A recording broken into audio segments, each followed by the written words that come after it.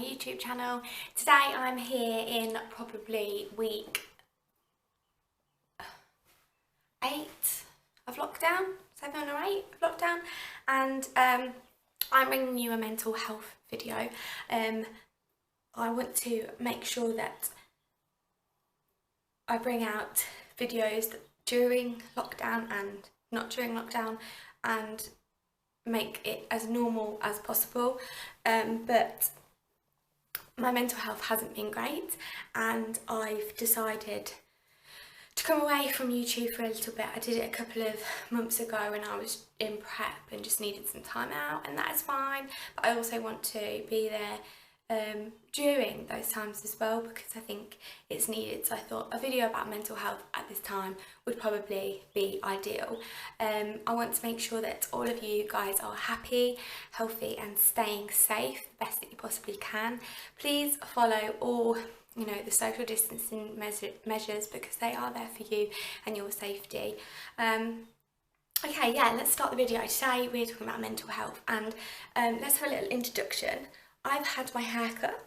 For you guys that know me, I've always had long hair, apart from one time, so it's quite a big deal for me. Let me know what you think. I've gone for quite a big chop, yeah, I suppose that was one of the things that I did to make myself feel a little bit better, because like many of you, it's probably common that you're feeling a little bit low at the moment, feeling a little bit down. It's very normal. Lockdown is not normal. It's a strange life, the way that we're living, the way that we can't do things, the way that we can do some things. It's very strange at the moment, and it is getting everybody down, not just people with mental health issues, but obviously those with mental health issues, it can either make you feel a little better, or it can actually make you feel even worse. So I did a few polls back on my Instagram a couple of weeks ago, just to get an idea of what everyone else was feeling, and I wanted to know that more or less that it wasn't just me feeling this way.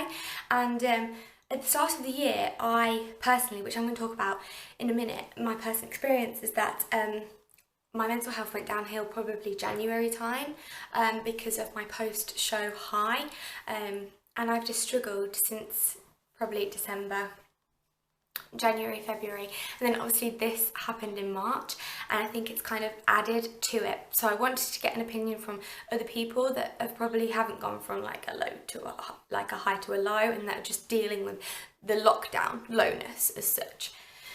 So yeah, so I asked a few questions on Instagram, just things like, has your mental health suffered this year? Do you think it's because of lockdown?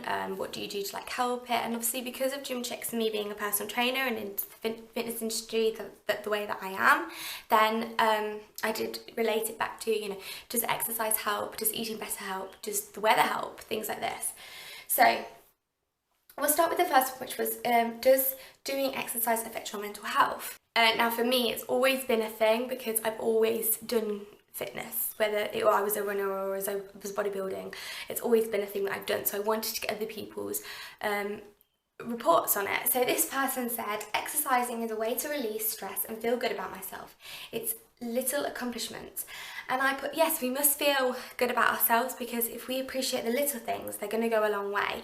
And this kind of opened my eyes to the things that little things do go a long way. So the other day I cooked for my family, and if you guys know me, I don't cook, and I made a meal for all my family, and they really, really enjoyed it. And it was such a small part and small thing of our day, but it made such an impact and made everyone so happy that I felt happier. So I'm starting to acknowledge my little things that I'm doing, and it's one of the things I suggest you do too. The next one was, what is affecting your mental health right now? And this person actually responded saying, I honestly don't know, and was crying, which I put, it is okay. And I think people suffer with this more than they realise. We have our sad days and our down days, and sometimes they can last, and we don't really know why. It is okay to not know why, and I think that's okay for a period of time. As I've replied here, I've put, please don't then worry about not knowing why. Don't worry about that part. Kind of focus on the part that is. So yeah, it's okay to not know for a while, but to then worry about, oh my gosh, I don't know why I'm feeling this way. Don't, because it's just another stress to add to you. Just think and focus on, I don't feel like this, why don't I feel like this, and try and pinpoint that every day rather than putting added pressure onto yourself. And I put, when you do have more headspace time, which I talk about a lot during this video, headspace time is when you take yourself away and you're a bit like when you're meditating or doing yoga or something, and you're just in tune with yourself and your own mind. Or when you do have more headspace and time, then this is where you really need to try and pinpoint what has been affecting you. Maybe journaling things down when they do affect you, just writing it on your phone, like, this happened today and this made me feel more anxious, more sad, this affected me, blah, blah, blah. And then you can come up with a little bit more of a picture. Another one about exercise. So does doing exercise affect your mental health? Someone put, after a workout I feel strong, which in turns makes me feel strong and therefore better. So they're saying when they do a workout, they feel not only physically strong, but mentally strong, and this can affect them for the rest of the day or the rest of the week, which I actually completely agree with. When I do something, you know, that is physically related, I then feel a little bit more upbeat and a bit more drive to do something else. Like today I've been to work. I haven't been to work in obviously weeks. Today I've been to work and now I want to film a YouTube video. So I think I felt strong from going to work, so now I'm strong enough to do this. I don't know if it, you know, one thing can have a domino effect onto something else. One of them was, what is affecting your mental health right now, and it was a tough breakup, which at any time, whether it be this year, through a pandemic, it's going to be tough, it's going to be awful, and I am so sorry that you're going through this, especially right now. What I responded to this was, during lockdown and being isolated away from friends can be extremely hard, because they are your support system, whether it be your family, your friends, but they might not live in your house. And if the person was living with you that broke up with you, then that's even harder. You feel extremely isolated and lonely. All I'm going to say is reach out. Reach out to those people that you trust. Reach out to those people that you love, and I'm sure that they will be there for you. And remember that there are people on social media that actually will sit and listen to you and help you, and I'm one of those. Like, I'm happy to chat to anybody to help them get through their day. I also did say that this is going to be a hard time, whatever time it is. But please stay strong-minded. You'll get stronger with each day. And there is light at the end of the tunnel. It is never forever dark. You will just have lots of grey patches until you see the light, and that is completely normal. You're definitely not alone. So many people will be going through this. And just, you know, one day you're going to look back and just think that that was a part of your life. It was a bit of a blur. It might have taught you some lessons, but it has kind of taken you on a journey, and it will take you to the journey of finding the one in the future. So you know, you just have to see things as paths and like avenues and your journey across them. That's how I see things as well, and it does help me, because I just think, you know, you're driving down a road and then something happens. Is that just a speed bump? It's trying to slow you down, you know, take control again, go again. Let's move on to the next one. So what is affecting your mental health right now? The uncertainty of everything. You are definitely not alone. The uncertainty right now is ridiculous. It's, you know, the fact that, you know, certain things in lockdown are even being relaxed, and you're like, oh my gosh, I can't deal with this. It's making everybody anxious. You're definitely not alone. Everyone is waking up worrying about one thing or another. So it's probably one of the scariest times that we will ever go through. However, we will become stronger and more amazing people by going through this, because if you look back, if you are, you know, in 10 years time and we look back and we've got through this together as Great Britain, we will look back and, you know, tell our children, we went through that pandemic together and we all stood by. And, you know, sometimes, you know, supermarkets weren't the same, shops weren't the same, blah blah blah, but we got through it together. And those people that have lost people through this pandemic, I am so sorry for your loss, and it is such an awful thing to be happening to everyone right now, and it's a global thing.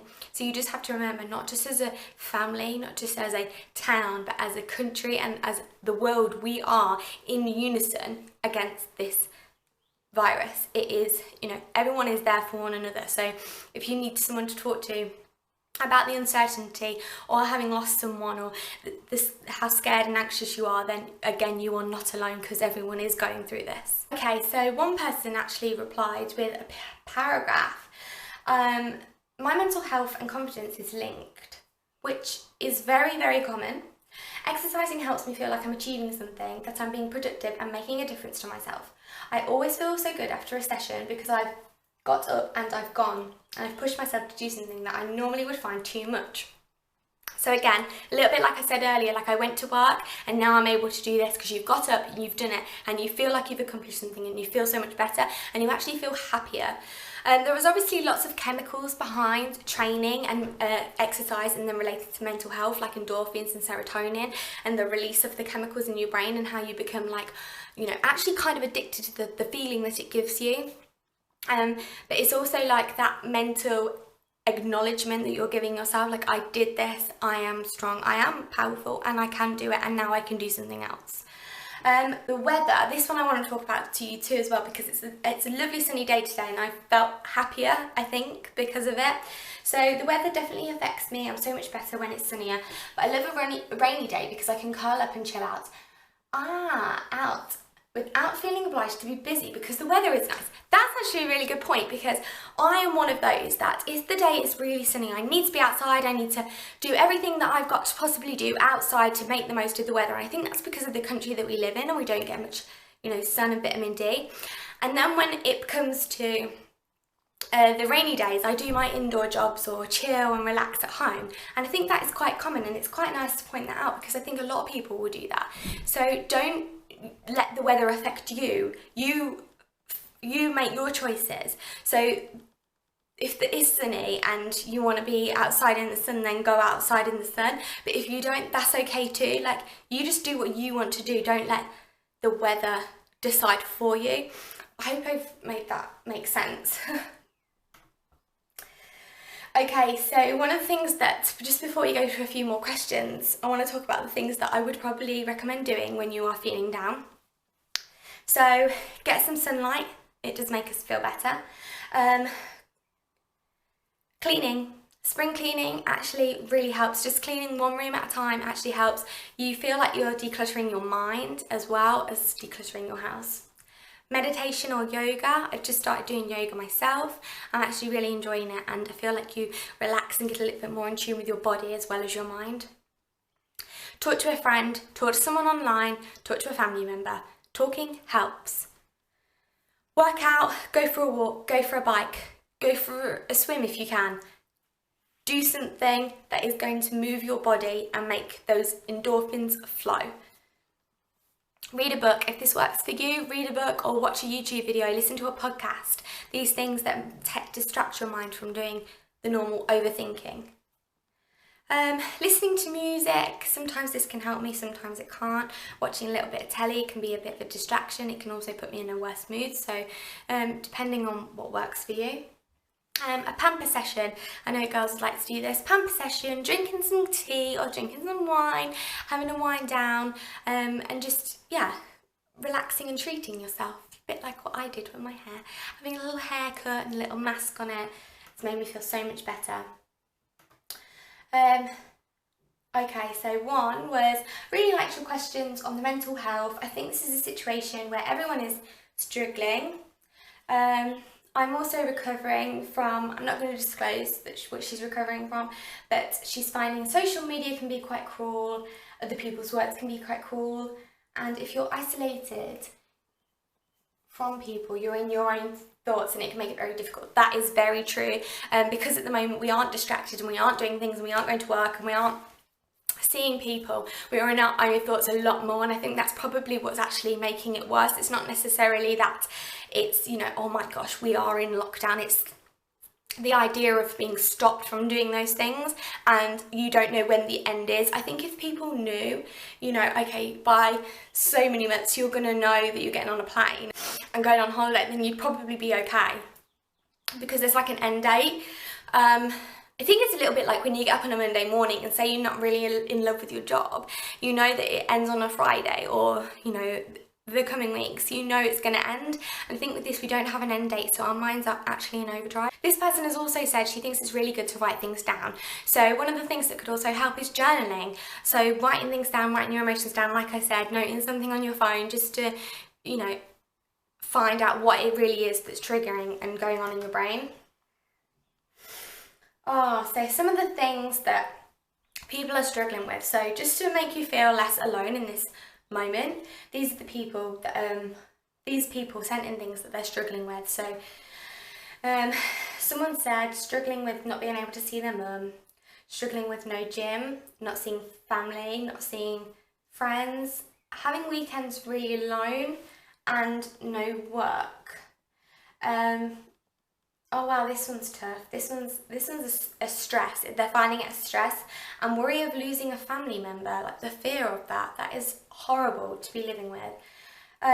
Not being in routine, I really relate to this one myself, also because this person has OCD. So I have OCD, so having my routine thrown off and surrounded by uncertainty is hard. And I think that's exactly the reason that I'm doing the same.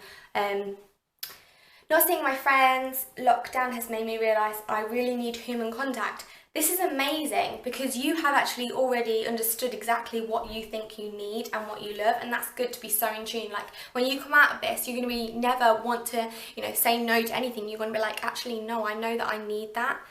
It's good to learn about yourself. So not being in my routine and not knowing if I ever will be again, that's the thing at the moment. It's not knowing the not knowing. So does doing exercise affect your mental health? Massively. It helps me in the zone and out of my problems and feeling free. Now, I actually used to do this. When I was younger, I used to be a competitive runner before I was a competitive bodybuilder.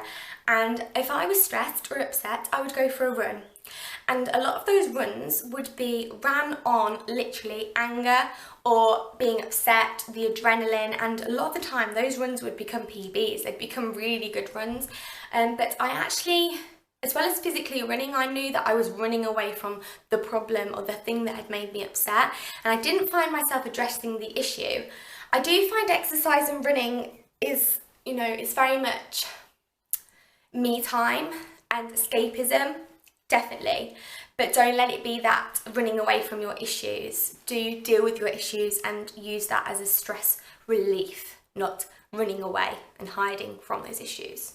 It helps so much, and I'm missing the gym like mad.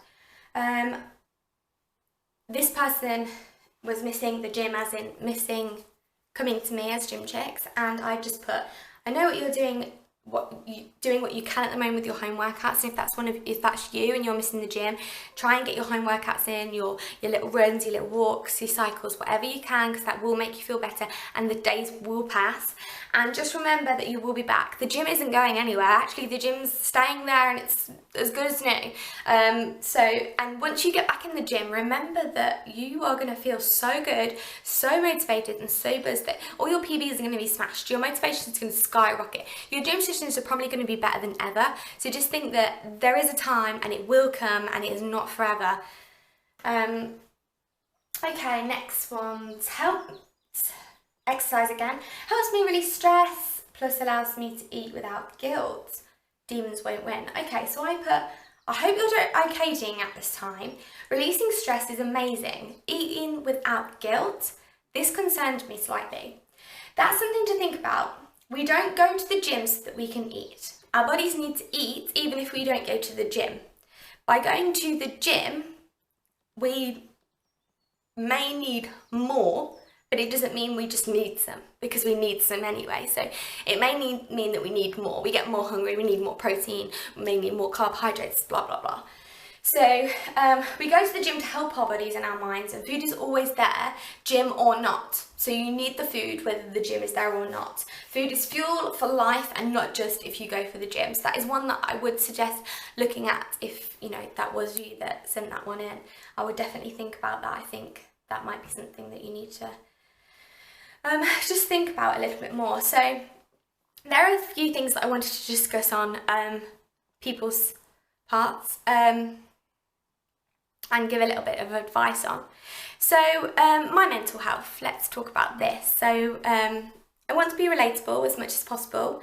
My mental health probably has been there since I was actually 10 or 11. When my dad had an accident, I developed OCD, and my dad nearly died, and we had to live in Sheffield for a period of time as he was paralysed. I developed OCD and I did such strange things as a child, and I did them all the way through my teenage years, and the things that I did would change and they would develop into different things that I now do as an adult.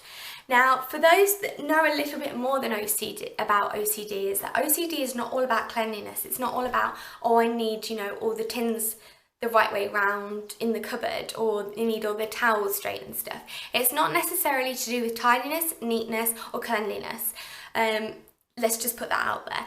Obsessive compulsive disorder means that you obsess over something and you are compelled into doing something by something that is not you. Like, you can actually detach yourself away from it. So not everybody can, but I can. I think that's probably because I've had a long time with it, and I've actually gone through different parts of my life with it. So it is a compelling disorder. So I have these thoughts and I am compelled to do something. Doesn't matter what time of day it is. It can be 3 in the morning and I've got to get up and got to do it. And if I don't, something bad will happen. So a lot of the time I would put this energy into running, when I used to run, bodybuilding when I did that, and I would channel this OCD. So as a child and as a teenager, I was doing strange things, and then I got into my specific sports and put everything that I possibly could into that, whether it would be counting miles, counting steps, counting days, counting you know, with prep, you're counting everything, whether it be steps, nutrients, workouts, reps, sets, everything. And it really did work for me. It really did help. However, you might have seen on some of my posts that last year I was very ill post shows, and I now, you know, I don't know if you do know, but I cannot run, I can't compete. And it's actually very unhealthy for me to exert myself under any strenuous exercise, because, you know, even on a normal day, like, I can faint, and then on a day when I go out running, I can completely pass out, and it's just not healthy. I am going through more investigations and I will be getting more tests post this coronavirus, but it is basically, when I was hospitalised in December, I realised that it is time to take care of myself, and my heart and my body can't take it anymore. I've always pushed myself for years and years, and I have done so much with it. I've achieved so much. I've got so many medals to my name. I've got so much experience behind me, and I've absolutely loved, you know, doing both. But I know that it's time to slow down and think about my future. And it means that I won't see a competitive race again, or the stage again. That is just something that I've got to come to terms with, and I actually hate saying that out loud, because you always think you're going to go back to something that you love, but I will not compete again. And it's good for me to, like, say that out loud, really. It's good for me to say that. But it means that since December, having known, you know, I've been ill, and I've gone from such a high to then being ill, and then being told, you know, you can't do this anymore, you really need to stop. It's just dropped and dropped and dropped, and my OCD has gone because I don't think it knows what to do. And also, I think I do certain things in my OCD that if I do that, I might become better, or I might fix my heart, or it's very, very strange. I remember being 12 and I got up in the middle of the night and I kept tapping my door handle repeatedly, 6 times, then 4 times, then 2 times, and then back up again. So it'd be 2, 4, 6, 6, 4, 2, repeatedly. And if I didn't do it so many times, my dad would never walk again. And I did things like this over and over, like every single night, and it wouldn't just be the door, it'd be the plug sockets, it'd be jumping in and out of bed. Honestly, it'd be the strangest things. But my dad did learn to walk again, and no one had walked out of the Sheffield spinal unit at this point, and nurses were applauding him when he left, saying, you know, no one's ever done this, it's an absolute miracle. And as stupid as it sounds, I believed that my OCD helped him in some way. So coming away from that now, I'm really struggling, because I'll do something and I think this might actually help me. I might get my, you know, my freedom, my fitness back. But, you know, really when I look at the bigger picture, I know that I'm not going to, and I need to do something about it. So this year I've had more low days than good days, but I have to think back of all the good days that I've had in the past few years through competing. So I've got to ride this wave and deal with every single day in order to overcome it. I have noticed that I'm not going to talk about in this video that I'm not just got OCD, and I've kind of learnt through myself that I have got some of the issues that I've got to deal with, which is okay. I'm more than happy to deal with them, and I'm using you know, Instagram and talking to you as kind of like a channel as well. And I've also, you know, signed up for counselling. I have been on medication, but I didn't feel that it worked for me, and I've come off that and away from it and tried to, during this lockdown, work on myself, just purely on my own. And then I do have the counselling to come after this COVID. So with me, it's definitely to do with my health and my personal issues that I have with OCD and the other things, and relating to my fitness and my health, and you know, the future that I have. You know, I've got a lot of things to think about, like surgery, and then, you know, when it comes to childbirth, things are very different for me, and all these kind of come up into your mind. And then this lockdown happened, and I don't think I was really like, I knew how serious it was, and it's one thing that, like, out of all the, you know, media and things that we hear on the news, this is one thing that I've actually been really passionate about, because I do believe that this is serious. However, I don't think this is the real reason that I am so down. I still think it's the core that was before the lockdown, but this has like added to it. So obviously I would see people like my nanny and granddad and just forget about things when I was around them. You can't see them. I had to go to the gym and see people and do, you know, my light training sessions, and you can't do that anymore. I'd see some of my friends that were really supportive and friends that really understand me. Like, I have two really close friends that get what I'm going through, and then other people that I talk to about it and they totally understand, and then they understand when I'm having off days, and like, these people, they do understand. Don't get me wrong, the family that I'm, you know, my family that I'm living with, they get me, but it's just nice to be around other people and other people's faces as well. And then it comes to work. I have two jobs, obviously personal training, where I'm, you know, socialising with people all the time. Obviously a gym had to stop. So I lost that, and it meant that I've lost socialising and I've lost money, which is obviously another thing that worries you. I've also worked in school, and by being in school, absolutely love it. Like, I got to nip in today for a meeting and I absolutely loved it. I come back and I just feel better for going to work. And I am a vulnerable person, so I haven't had like weeks upon weeks where I've been in school. I've had like an odd few days, and throughout my own choice I wanted to go in. And I am just looking forward to that normality and that routine back, because my OCD thrives on going to work, having my dinner, going back to work, like having my two separate jobs and just doing that. And I think that's probably hasn't added, it's added to things, but it's just made them that little bit worse. It's not been like the root of my evil as such. So I wrote a list of things that I do to help my mind and be productive. So write lists or journals. Obviously lists are always going to help an OCD person.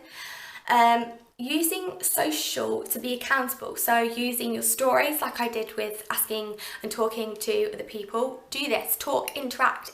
You're not alone, so people probably want to reach out too. And using this, like I'm using this platform to talk about my issues and other people's issues, and then, you know, you can relate to others. To a camera actually becomes that little bit of therapy for you. It's really good to offload. So talk to one person and give your all to them. So if you don't want to be talking to loads of people and repeating yourself, talk to one person. Say, look, mum, sit down, I want to talk to you today, and then talk to them, you know, at the same time the next day or a couple of days. Or, you know, seek a professional. There are lots of online counsellors, or look into counselling post this virus, whatever you think is going to help you.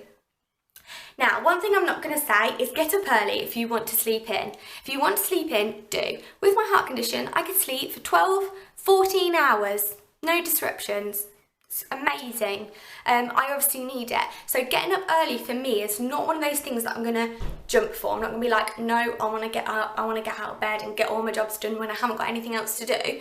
I haven't got work to go to, so why am I gonna get up early to get them all done and then have nothing to do? I might as well sleep in and get the sleep that I need. So we need sleep, but when you wake up, get going. Don't delay on your phone, wake up and make a list and start doing. Don't, not all chores all the time, so don't make it a list of chores. Make it a list of some chores and then something that you want to try and a challenge. I've started doing yoga and I've started doing some drumming. I've really enjoyed like the mix of doing new things. Yeah, I've learned that I'm probably not, you know, very good at either of them, but I've started new things and I've also had like a chore, done that thing, chore, and then something else that I want to chill out and relax to. So I've also done 3 courses during my time in lockdown and learned a lot about 2 of my jobs and myself. And I think doing that is like been opening my mind, like opening doors to my mind also. So I've had you know, some days where it's been 2 chores, then I've done some drumming, another chore, and then I've had a glass of wine and watched Netflix and had a really productive day. I've also had some nice things in there. So I've had days where I've also trained and then done a bit of yoga. Then I've had a bit to eat, then I've had a bit to drink, and then I've watched movies and done my new hobby again. So I've probably done nothing really that productive that day. But that's okay too, because we need days like that to feel, you know, to reset, to make we can't be productive every day. No one is superhuman. And the amount of things that I see on Instagram saying, oh, I've done this, I got up at 6 AM to do this, to do that. Who cares what time you got up? As long as you get things done that you feel need to be done and gonna make you feel better, then do them at whatever bloody time you like. No one's got a time frame on you. The clock is for the whole entire world, so that we know what bloody time of day we want to eat, drink, blah, blah, blah. It's nothing to do with you and your life. So it's like the same as people have night shifts. Like, they go to work at night, so they're not going to do the same things in the day that we do. Doesn't matter what time. So, productivity doesn't mean you're bossing life, all better than others. And that's what, when I wrote that, I was so... The amount of things that I see, it annoys me, because it doesn't mean that you're doing any better than anybody else because you've been really productive that day. Not at all. Like, you might feel better and that's good. Like, I want you to feel better and I want you to be productive. But don't think because you've got 10 million jobs done that you're better than anybody else, because you're not. You are more productive and you are making yourself feel better, but it doesn't make you better than somebody else. Productivity is seen very different in each person's eyes. It doesn't mean that you're better than others. You may be hiding something. When my OCD was really bad, I would do 1,000,001 things and be productive, but then I'd cry. So this is a great example. I would do 1,000,001 things and be like, yeah, I've had the most productive day, look at me, I'm amazing, what have you done today, blah, blah, blah. My productivity was never something that I really needed to do. So a couple of days ago, I cleaned all the windows and bleached all the doors in my house, cleaned out the fridge, and it wasn't things that needed doing. They're kind of jobs that, you know, you do in spring cleaning, and to be honest, they're jobs that needed doing in a lockdown when you haven't got much to do. So, you know, I wanted to do them. But when I looked back, I was like, yeah, it's productive, but a lot of the time it was driven by, I need to get this done, I need to get this done. And no, you don't need to get anything done. You want to get it done to feel better. So my OCD was driving me in a negative way, and that's what I need to change and what I need to channel. And I've addressed that. So sometimes you need a day doing nothing or little, and do it for your mental health, and it will help. So there's busy days and there's non-busy days, and they are totally normal.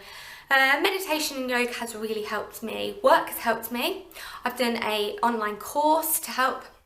I've also planned and prepared things that I'm going to do for next year and for when I get back, and, you know, just things like that, being in prep for, you know, what even is tomorrow. We're not always prepping for tomorrow. We could be prepping for years times, you know what I mean. So exercise. I love doing exercise. I have been doing different things because of obviously my health. I've been trying out different things. I'm not going to go into it right now, but do what you can, do what you enjoy, and you know, if you see someone running but you think that you should be running and you don't like running, don't run. That's just pointless. You're never going to do it again, are you? If you see someone cycling and you think, oh, I like the idea of cycling, and you go cycling and enjoy it, you'll find that you do actually have an interest there, and it might be a new hobby for you. The same with HIIT and home workouts. Like, find what works for you, and unless you try something, you are not going to find out what works for you. Or rest is okay. You can have weeks and weeks rests if you want. When I was a runner, I used to have like several weeks like gap between like complete rest, and then you come back and you're actually like better than ever. The rest does you the world of good. I want to talk a little bit about social media before we wrap things up. So social media, does that affect your mental health? So have you during this lockdown been scrolling through Facebook and Instagram a little bit more than you should, and has it been affecting your mental health? Me, definitely. I realised that when I'd sit on social media for 10 minutes and then I'd come off and I'd be grumpy and snappy and blah blah blah, and that hasn't changed. I still do that sometimes and I feel so guilty because I know that that is the wrong thing to be doing. So I've just, you know, changed who I'm following, changed you know, what I'm giving out there on my Instagram, like what do I want to share, what do I want my feed to be full of, blah blah blah. And I think Instagram is one of those that shows you things that maybe you can't have, but is also showing you things that are not real. So that puts a negative spin on our heads. And I think also with Facebook, it's not really about showing us what we can't have, or things that, you know, aren't real. It's more about the bickering and people's opinions. So the amount of things that I see of, you know, people slating another person or slating the government in this, you know, instance, it's ridiculous. I don't care what your opinion is.